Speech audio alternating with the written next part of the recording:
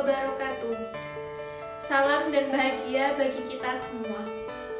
Perkenalkan, kami dari tim B SNPN 16 Malang. Pada kesempatan kali ini, Anda berada pada video yang akan menjelaskan mengenai salah satu asesmen yang telah diterapkan pada proses pembelajaran di kelas dan juga beberapa ulasan mengenai asesmen tersebut yang dikaitkan dengan konsep perkembangan, lingkungan, dan juga kemampuan peserta didik. Asesmen yang kami ulas yakni asesmen pada mata pelajaran Ilmu Pengetahuan Alam kelas 7 fase D.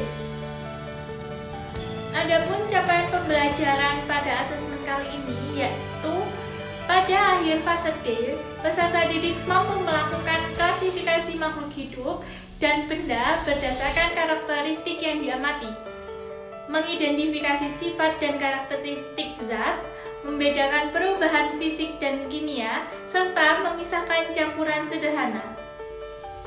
Adapun tujuan pembelajaran pada asesmen ini yaitu ada 3. Yang pertama, peserta didik mampu membandingkan partikel zat padat, cair, dan gas.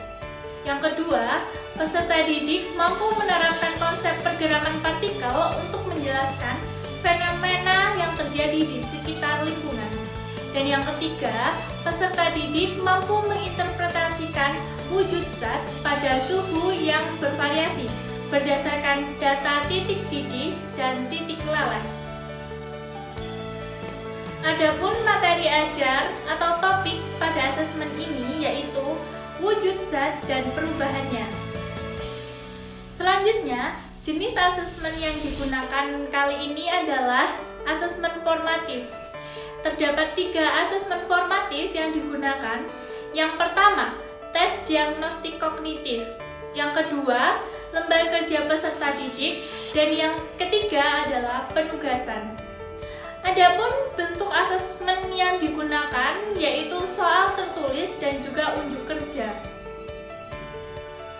Baik, selanjutnya mari kita simak bersama-sama penjelasan mengenai ulasan asesmen yang selengkapnya. Bagian mana dalam asesmen tersebut yang menunjukkan kesesuaian dengan tahapan perkembangan peserta didik? Jadi asesmen yang dilakukan sudah sesuai dengan perkembangan peserta didik karena peserta didik mampu membandingkan wujud benda yang ada di sekitar yang dapat dilihat dari hasil pengerjaan LKPD yang telah diberikan dan dikerjakan oleh peserta didik. Bagian mana dalam asesmen tersebut yang menunjukkan kesesuaian dengan perlunya mempertimbangkan aspek lingkungan budaya dan karakteristik peserta didik? Jelaskan. Baik, jadi asesmen yang digunakan dalam modul ajar sudah menunjukkan kesesuaian dengan perlunya mempertimbangkan aspek lingkungan budaya dan karakteristik peserta didik. Pada aspek lingkungan budaya dapat dilihat pada tujuan pembelajaran yang berbunyi membandingkan perubahan fisika dan kimia, termasuk contohnya dalam kehidupan sehari-hari.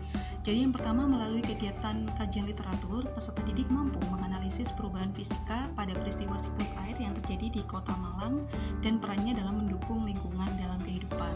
Jadi yang kedua, melalui kegiatan diskusi, peserta didik mampu mengevaluasi penerapan konsep perubahan fisika dan kimia pada pemanfaatan sumber daya air lokal dalam keperluan masyarakat dan pertanian. Sedangkan pada karakteristik peserta didik dapat dilihat pada asesmen diagnostik peserta didik dan refleksi di akhir pembelajaran untuk menyesuaikan antara proses pembelajaran dengan karakteristik peserta didiknya. Bagian mana dalam asesmen tersebut yang menunjukkan kesesuaian dengan kemampuan peserta didik? Jelaskan. Asesmen yang digunakan dalam model ajar tersebut sudah menunjukkan kesesuaian dengan kemampuan peserta didik. Asesmen yang menunjukkan kesesuaian dengan kemampuan peserta didik adalah pada bagian asesmen awal atau bagian asesmen diagnostik, di mana pada asesmen awal ini berupa pertanyaan pemantik yang dipaparkan mengenai materi-materi yang akan dipelajari.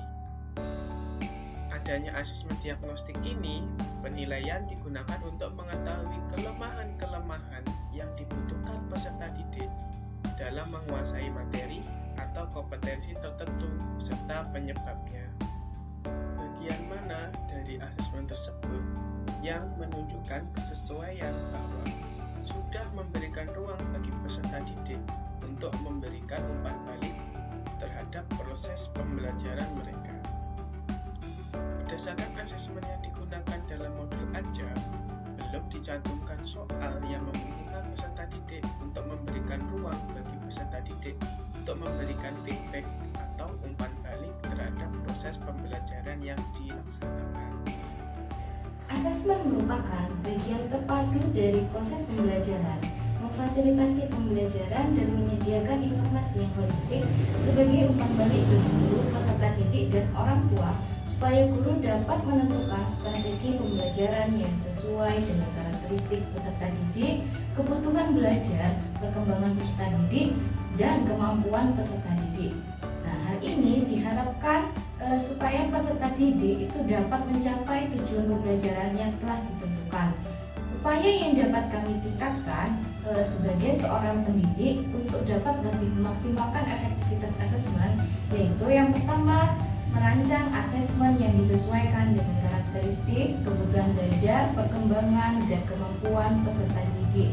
Selain itu, juga perlu memperhatikan lingkungan budaya dan karakteristik lingkungan belajar.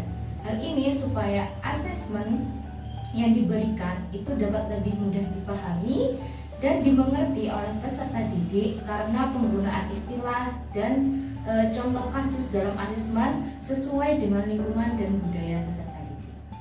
Kemudian yang kedua itu ada merancang asesmen yang mengarah kepada kompetensi dengan ranah sikap, pengetahuan, dan keterampilan yang dilaksanakan secara terpadu dan tidak terpisah dari pembelajaran, sehingga tidak akan banyak menggunakan berbagai jenis asesmen.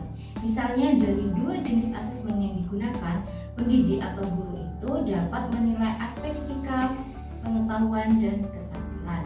Kemudian yang ketiga yaitu meskipun peserta didik itu berada di kelas yang sama, namun bukan berarti bahwa kemampuannya juga berada di tingkatan yang sama. Maka pendidik atau guru ini dapat memberikan asesmen dengan beragam tingkat kesulitannya sesuai dengan kemampuan peserta didik tersebut. Langkah selanjutnya yang dapat digunakan untuk memaksimalkan efektivitas asesmen adalah dengan menyusun perencanaan asesmen yang lebih banyak menggunakan asesmen formatif. Dapat berupa asesmen S-learning maupun asesmen for learning daripada asesmen sumatif.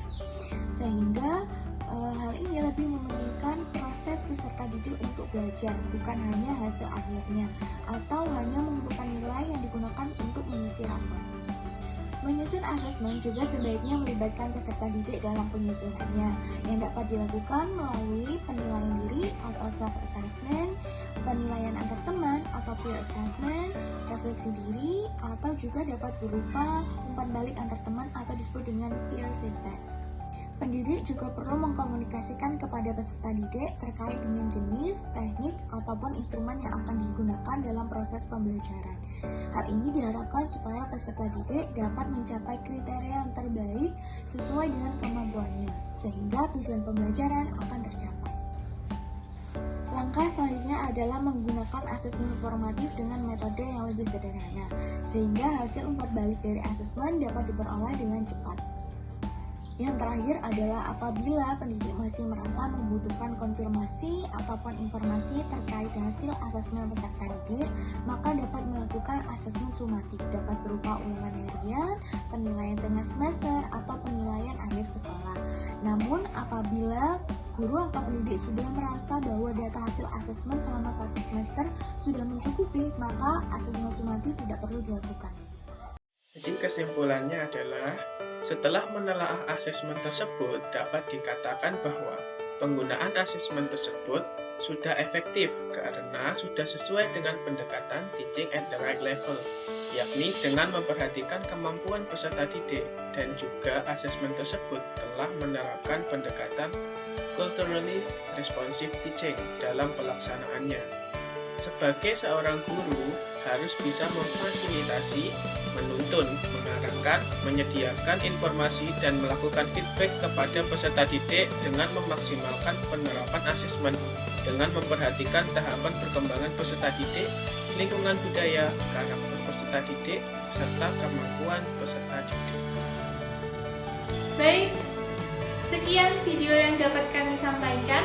Apabila ada kurang lebihnya, kami mohon maaf. Terima kasih atas perhatiannya. Sampai jumpa lagi di video selanjutnya. Wassalamualaikum warahmatullahi wabarakatuh.